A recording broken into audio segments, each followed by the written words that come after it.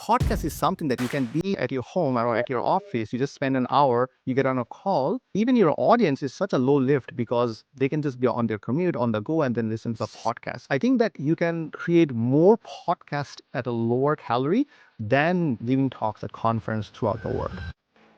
Meet Dewan Ahmed, Principal Developer Advocate at Harness and the voice behind Ship Talk, the podcast diving deep into software delivery. With experience at IBM, Red Hat, and Ivan, he brings over a decade of hands-on engineering and developer advocacy to the mic.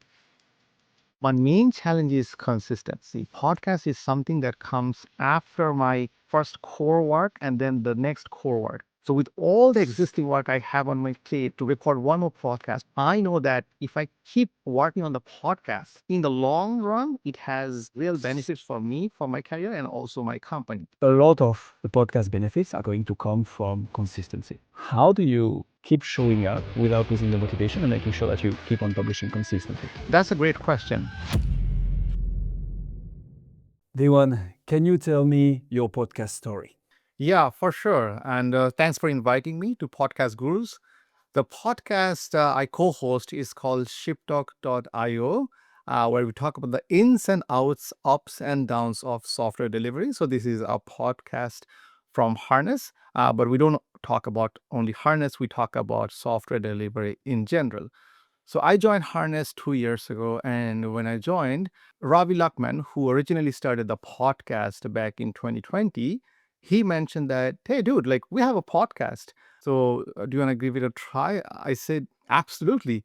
I mean, when I was at Red Hat, I co-hosted another podcast with Christian Hernandez and other folks, and I loved it. I didn't host that solely, so I was one of the co-hosts. So I did have very little heavy lifting to do, but this time it would be mostly myself. But the nice thing about this podcast was Ravi Luckman and the team, they set up such a nice conference page with all the setup, like the site and Buzzsprout and all the backend. Everything was there. So all I had to do is find awesome guests and then have a nice discussion with them. So I'm very fortunate in a way that I didn't have to do a ton of initial setup. So, how does it feel to arrive in a podcast that is already existing? How do you blend in when you already have an audience built, maybe a rapport with the host, right, that has been established between the audience and the host? I mean, how do you come in that and make the most out of it and make it even better? That's a great question. I think I'll answer this in a one more high level. So it's about adaptability and flexibility. Whether it's podcast, whether it's work culture, whether it's how you have a code base. So when we join a new team, some stuffs are set up. And we can, of course, question how it's set up, what was the design decision behind it. And of course, if we have any input, we can modify it. But I'm very adaptive, I'm very flexible. So, however I see fit, I make the most out of it. And when I see a podcast that's already there, I told myself, oh, wow, I don't have to set up the back end, I don't have to set up the domain, everything is there. So, it's a great benefit for me. And what I have to do is, okay, now I have to find these guests and, of course, do a couple of first episodes just to get a feel of it, make some mistakes. Of course, we all will make mistakes, and that's how we learn. And then one other thing that really worked out for me is so Ravi, the main host, like he gave me full freedom that like it you run with it however you see fit. And then I had the buy-in of the leadership as well. Like it's a podcast. We love you to host it and then invite guests. We want it to be tech and like general podcast. So I didn't have pressure that you need to only talk about these topics and you can only invite certain guests. Like anyone in tech in general who's focusing on the software delivery, AI. So I think that kind of like green card really helped. I like it. What's in it for Harness? That's a great question. And I'll relate it to open source and developer advocacy. Yes, that's where my background is. So when we talk about open source, right, the first question, people don't think that what's in it for me. People do it for their shared benefit because we all know that at the end of the day, everyone wins. So Harness or any company in the tech space, when they are hosting a podcast, they know that all of them, they're in the business of highly complex technical products. The example I like to give is we're not in the business of selling shoes. If we were, I'd say, Guillaume, look at this pair of shoes. It's a nice Italian leather. It's flexible. It bends. It's waterproof. Buy it. It's very easy. But we're not. We're in the business of these complex products. It has multiple APIs. You can use it from the CLI. You can click button on the UI. There's YAML. There's JSON. So now we have a very difficult job of explaining our users who are developers why they'd use this product, how they'd use this product. But the other thing is to get them excited about the new technologies. And there is no one way of doing it. You can have a product manual, you can have your product documentation, you can have your YouTube videos, you can have your marketing pages, but you always want more. And podcast is one of the great ways where you join and you just discuss technology. This is more like a laid back approach where you don't have a task of reading these docs. You can be driving, you can be on a subway, and you can just be listening to the podcast. So coming back to the question of what's in for Harness or any company in general who's hosting podcasts is we're creating excitement about technologies in the space. And when we create excitement, we hope that our audience, our viewers, our listeners will also look at us. By us, I mean our website, our product, to see that if these people are creating this excitement, let me check them out. What are they talking about? And hopefully that is good for business. But not only our business, hopefully that's good for everyone. I like that sentence. We create excitement. I might steal it. It's a lot about creating a thought leadership platform where you're going to be, well, obviously talking to people, talking about tech with people, getting the ecosystem to hear from you, from the content strategy, from the thought leadership that you put out there. And eventually, some of those people will be relevant potential clients who will check you up and end up potentially reaching out and trying to work with you. Is that correct? Yeah. That's most of the thing. There's also a lot of metrics in the industry where they look at, let's say, a company and a product and then try to assess. You mentioned about thought leadership. They try to assess that who are the leaders in this space, right? And who are the, let's say, the Yeah. followers who are in the middle group. So when I, let's say, wear my harness t-shirt or hoodie and give a talk at a conference, then people who are in the audience, they say, oh, like the one guy, he's talking about, let's say, CI/CD, talking about ML ops. Where does he work, by the way? Okay, he works at Harness, so probably he knows what he's talking about. Maybe his company also knows what they're building. So it creates that confidence, this trust that if you're building something awesome, why doing it in the vacuum, right? Go out there, write blogs, create videos, do podcasts, talk about it. So this is a perfect segue because I was actually going to ask you, what about conferences? What does Arnes and you see in podcasts that couldn't be done simply by going to conferences, which is so far, my belief is that it's about to change, but it is so far the number one way to go create thought leadership, meet some potential clients, especially as you said, complex tech environment where it's not just selling. I was going to say car. A car can be complex, but it's a pretty straightforward purchasing like endeavor, I mean. So in your case, and in the case of Harness, why the podcast versus simply going to as many conferences as you guys can? That's another excellent question.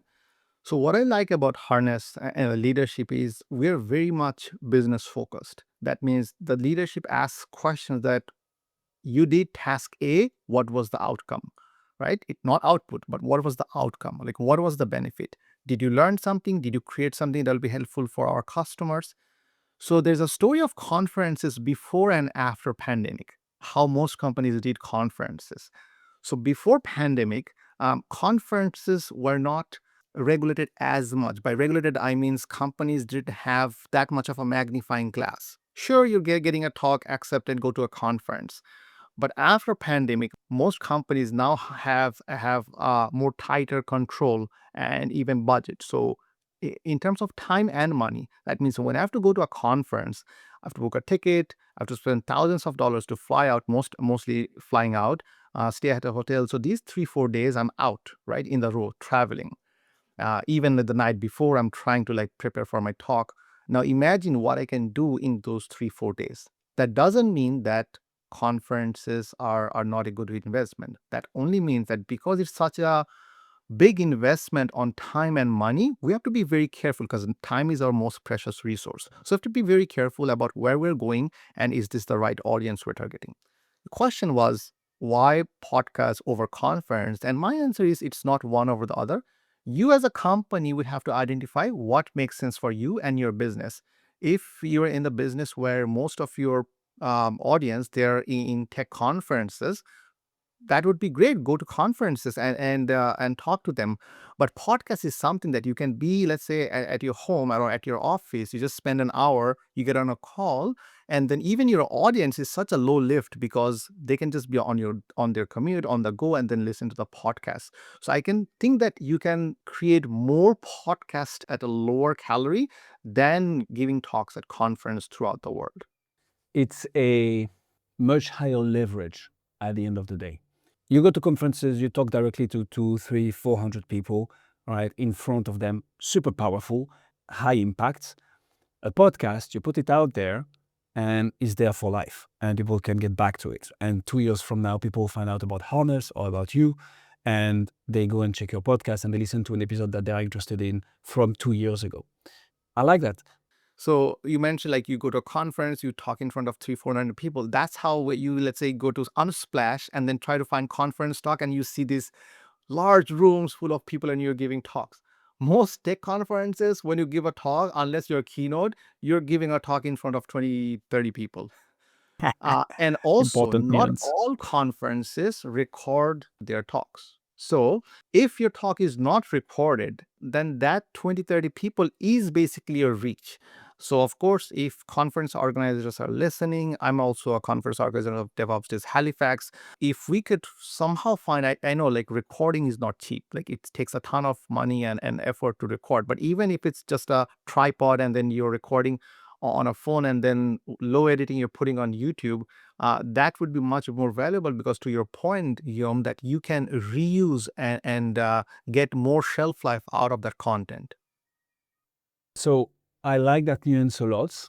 And the only thing I would add is, so first of all, if you go to conferences, if you can get your talks recorded, if they're not recorded, if you can ask the rights to actually record it, that's a huge game changer.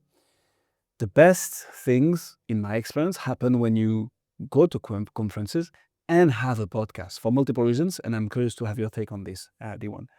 You go to conferences, you give a talk, you have people coming to you. The classic follow-ups is like, hey, let's schedule a coffee, let's schedule a lunch, let me give you a demo whatsoever. Versus, hey, you should come on the podcast, which is such a great way, if they are qualified to be a good guest of the show, obviously, but like that's such a good way to follow up with somebody by providing value first and then leaning towards a potential sales cycle or whatever happens afterwards. And it's also something that we can just, hey guys, you enjoyed the talk. If you want more of this, because obviously we only have 30, 40, 60 minutes here, but go on the podcast. I talk about this every week, every 2 weeks, every month, and you can find out more there. What's your take on this, Diwan? Totally agreed. So the pattern which you just described, so I follow the similar pattern for my content. So if you go to, let's say, harness.io or docs or developer docs in Harness, you see that if I have a tutorial, within my tutorial, I have a YouTube video. If you go to the YouTube video, within the description of the YouTube video, you'll see a blog. If you go to the Yeah. blog, you'll see a link to the video and the docs. Cross-linking gets your content much farther than just solo content. So if there's one more branch, let's say podcast, I could have a podcast. And then on the podcast, I could link my video, I could link my blog, because not everyone will have the same appetite for the same content. Some people will like podcasts, some people will like videos, some will like docs. So the more footprint you have on the digital world, the better. Amen to that. Which leads me to an interesting part of your job titles, Diwan. And I genuinely don't know where I'm going here, but I'm very curious. So, in most of your activities, right, and most of your job titles, we have developer advocate, senior developer advocate, principal developer advocate. What does advocate mean in the developer space? Good question. So when I first had that title, I had some people asking me like, "Are you now switching into law or something? You're being like an advocate?" No, I'm not a lawyer. I might be. I don't know. I'm not a lawyer. So the term advocate, this means is a two-way conduit, and that's how I try to explain. So you're advocating on behalf of the user. So previously, historically, this term was called evangelist, like technical evangelist. But this has a like religious term to it. So I guess the more accepted term these days are advocate. So why we're calling it advocate? Because if you don't have a say from your audience, then you'll not be able to improve your product. So when we go out there at conferences, give talks, we talk with the audience, let's say hallway tracks, they'll say that, hey, Dewan, I used, let's say, harness open source. Everything is fine. By the way, I face, let's say, XYZ issues. Then I could say, oh, yeah, we have an open source, let's say, a repository. You can create issues. But I'll also go back to the engineering team saying that I heard these pain points. Or let's say we have a community Slack. We can say we heard these pain points. And me or my colleagues will be that feedback loop. That's one way. The other way of feedback loop is we'll go back to the audience saying that you requested these features in this week's release or this month's release. We're bringing some nice features, let's say as a YouTube video or a blog post, we can say that. So this is what advocacy means. This is very different from selling. With selling, when you go out there, let's say a seller would say that I'm here, let's say offering, let's say AWS products, right? And they'll typically talk about AWS products in general, which is perfectly okay. But then an advocate would say, I'm here talking about, let's say, hybrid cloud and what are the benefits of cloud. So if you see the difference, one is about technology and one is about product. So as advocate, I'll talk about, let's say, CI/CD, security in CI/CD pipelines, supply chain security, or let's say DevOps, all these things in a technology level. And it just happens that in my demo, of course, I work for Harness. So in my demo, I'll use Harness. So this creates more trust, more acceptance, because developers have very keen eye. They'll sense any kind of like sales or marketing in the content, and they prefer to be more like developer focused. So we have a few clients who are evangelists. How do they still call themselves evangelists? Not in the developer space, though. What's your view on podcasting when you are an advocate? How do those two roles kind of fit together or not? Actually, I don't want to bias the answer here, but like, is that part of your job actually? Since you are an advocate, doing a podcast makes sense. Is it two separate endeavors? How do you mix the two? So an advocate, our job tasks, they are not fixed. So that means there are some must haves and there are some nice to haves. And then there's one outer layer of nice to have. So must-haves would be, let's say, if I have a product release, I have to get like the documentation out, I have to like write blogs, let's say create excitement by video. Let's say if I have any customer workshop, I have to build out the demo, I have to go and actually give out the talk. So these are like the core parts of my work. Also the engineering parts. So let's say if there is a CLI and I can improve on the CLI, I'll do that, right? And this differs the ratio of how much you're doing engineering versus content versus community, this changes from company to company. But then each job will have, okay, now you can do something more. So your manager will not say that, why didn't you do that? But if you do that, it's always a nice investment.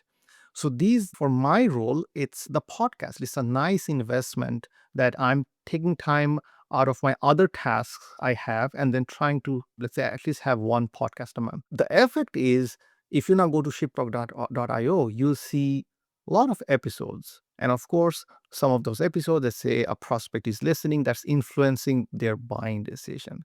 So that's for my role. I identified there is a definite benefit to me for my career growth and also the company. If let's say another company, another advocate, they find that they have too much on their plate and they don't have time for podcasts or they don't have the skills, that's fine for them. It doesn't mean that every advocate has to do a podcast. And if you don't do that, that somehow is bad. It's not. It's if it makes sense for your role, then you do it. Amen to that. So can you speak a bit about how you've seen the podcast actually impacting harness and vice versa. So the overall objective is thought leadership, right? Creating excitement in the space. Can you talk a bit about the actual benefits that harness got from it and vice versa? Did the podcast benefit from harness already pretty well established authority and, you know, authority in the space, basically? Yeah, I'll answer the latter question first because that's the easier part to Yeah. do. It's like whenever you have a plant, you need someone to water the plant. Without that, the plant dies. So definitely the podcast would benefit from Harness because whether it's Harness or whether it's some other company, whether it's some group of people, Yeah. someone actually needs to pay the bill for the back end system and make sure that you spend time to invite guests and record and put it out there on YouTube. So all those things someone needs to do. Without that, it's very fast. It takes a lot of time to build your audience. It's very fast to lose your audience. Let's say 6 months, no activity, you lose that audience. So that is the easy part or the easy answer. The more, I guess, nuanced answer is like how Harness benefits from the podcast. And this relates to going to conferences and giving talks. It's not a closed loop, it's an open loop. That means when I go and give a talk at a conference or when I have a YouTube video, I don't know who's watching it and who's converting from that. Again, like if I go to a conference and give a talk, suddenly because of that, my company would not have a $2 million deal. They might have, but most of the case, it doesn't work like that. It's more long-term investment. That means you're building that trust. Google is not where they on overnight. Like AWS, Google, like these large companies, they spend a lot of time and in investment and people power to be in that position. And if you look at YouTube, if you look at any platform, you'll see that they spend like time on podcasts. Like their engineers have been on podcasts, they write blogs, their videos. So I definitely believe, and the example is set by our CEO as well. So if you follow Jyoti Bansal, he's very active on LinkedIn. Like he's writing posts, he's joining let's say panels, he's hosting panels, he's inviting CEOs on a fireside chat. Why does he have to do it? He already has so much work to do, but he knows that if he's doing it, he's also building the trust within his for his companies and his products from outside. So I think the example is set from the leadership, and there's definitely value for Harness. That makes 100% sense. Now, what's in it for you, Dewan? Because I believe you mentioned last time we spoke, and this was off the record, right? That you have another activity that you do on your free time that is, at the end of the day, also a lot about giving back to the community, giving back to people. Can you speak a little bit about that? And then we're going to tie it back to podcasting.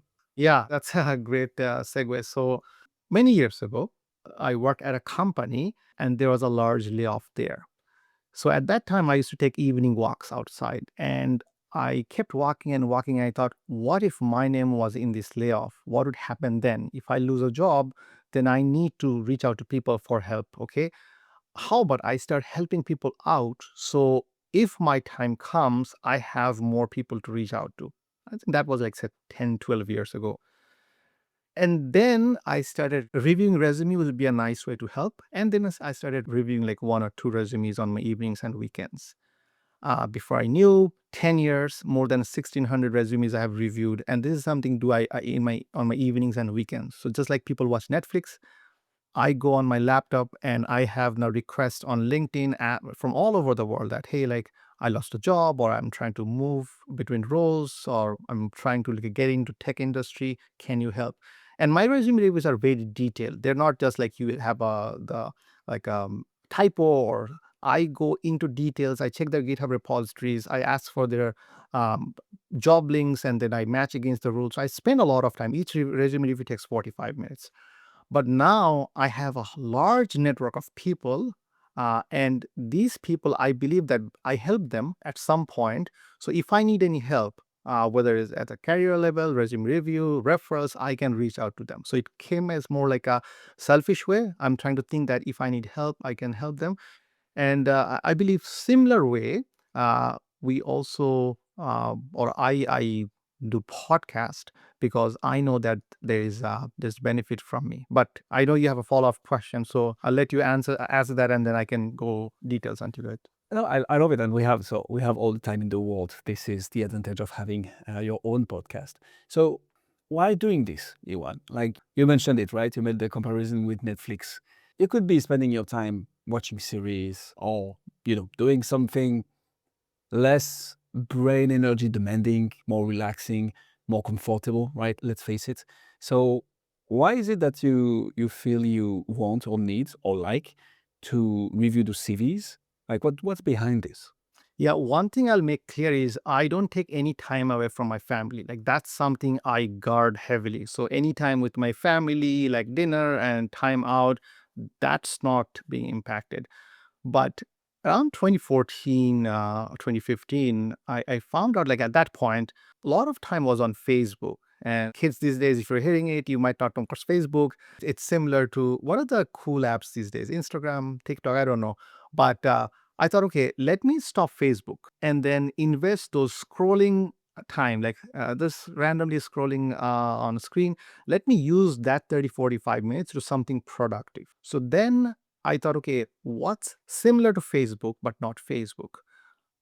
LinkedIn. Okay, so if I'm on LinkedIn, um, can I create content all the time? O- it's difficult. But what about let's say I review resume, and back in the day I used to do public review posts. So even if you like go back to my profile and scroll back, you'll see like here's a review resume that was a job. So I reviewed these are the pros and cons. So all public resume reviews. So I converted my idle time, Facebook time into productive LinkedIn time. And I saw a huge benefit. Now, no more I'm looking at dramas on Facebook. I'm spending quality time on LinkedIn, trying to help someone. And you feel like benefit. Like, let's say when you plant a tree, when you make a child smile, you feel a sense of I guess, accomplishment or pleasure. So you can't compare that with watching Netflix. Like if you help someone, if you have ever helped, you'll know that the joy you get from helping someone. So I crave that joy all the time. That is a very beautiful message. So tying it back with podcast then. Do you have the same feeling when you host a podcast, when you host a conversation that, you feel will genuinely help people? Or is it much more professional focused? Like how do you compare that with podcast? Right. So with podcasts, it's not as like helping people because, of course, it's a mutual benefit. It's I'm actually grateful for the time of my guests who are taking time to join my podcast. My I guess example of that would be like going to gym. So when you go to gym, it feels difficult at first, but when you go out of the gym, you feel a sense of accomplishment. So with all the existing work I have on my plate to do one more podcast, to record one more podcast, to edit that, there's pain in that. But I know that if I keep working on the podcast, in the long run, it has real benefits for me, for my career, and also my company. So I get the sense of accomplishment once I have this podcast published. Absolutely love it. So, since you've been podcasting the one, what are some of the main challenges that you faced? And I think this is going to be even more interesting because you haven't had to face the whole lift at the beginning, right? The heavy lifting of launching a podcast. You arrived afterwards. But then, since you arrived, like what are some of the main slash biggest challenges that you faced, and how did you walk around them? Yeah, nice question. I think you nailed it. Like from logistics side, I had everything like given to me, so I didn't have too much challenge on that. I did create the thumbnail, so the main graphics for the podcast. So if you go to YouTube, so I created that on Canva, like our two images and the name, which didn't take too much time. But my main challenge is consistency because podcast is something that comes after my first core work and then the next core work, and this is something is a nice to do for me. So let's say if I don't host the next podcast episode, no one will come after me saying that, hey, why didn't you record a podcast for the month of September? When you have these 20 different things you must do, and then one more thing is a nice to do, typically that goes into the back burner. but I try to keep myself on schedule to ensure that that one thing doesn't go into the back burner. I still need to do that. So I think that's the main challenge I have, that how can I self police to ensure that I stay to the schedule.